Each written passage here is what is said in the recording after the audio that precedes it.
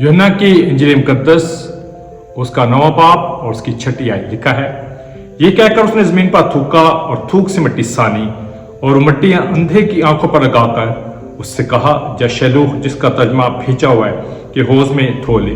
बस उसने जाकर धोया और बीना होकर वापस आया।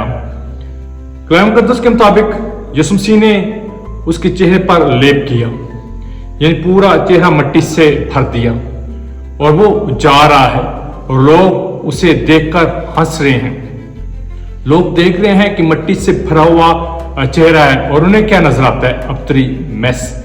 क्या दफा यही कुछ बहुत सारे लोगों को हमारी जिंदगी के अंदर नजर आता है? परेशानियां, मुश्किलात, तकलीफें, उलझने, बीमारियां, कमजोरियां और बहुत सारी बातें उन्हें हमारी जिंदगी के अंदर पहाड़ नजर आते हैं और कई दफा लोग हंसते भी हैं, लेकिन उन्हें यह पता नहीं है ये जो मिट्टी हमारे चेहरे पर है, ये जो उलझने, परेशानियां, तकलीफें, पहाड़ और मुश्किलें हमारी जिंदगी के अंदर मौजूद है, इनके पीछे हमारा मौजा छिपा हुआ बैठा है। उस मिट्टी के पीछे जो यीशु मसीह ने उस अंधे की आंखों पर जो है लगाई, उसका मौजा छिपा हुआ बैठा है।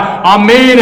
आज की सुबह मैं आपको जो है हिम्मत देना चाहता हूं। खुदा के कलाम के मुताबिक आप किसी भी अबतरी में हो, किसी भी मुश्किल में हो, किसी भी तकलीफ में हो, कैसी भी मुश्किल क्यों नहीं है, ईमान लाओ उसके पीछे यीशु के नाम में। अगर आप यीशु मसीह के हो, यीशु के नाम में उसके पीछे मौजा है और वो मौजा जल्द जारी होने वाला है। और अपनी आंखों से आप देखो यीशु के नाम में।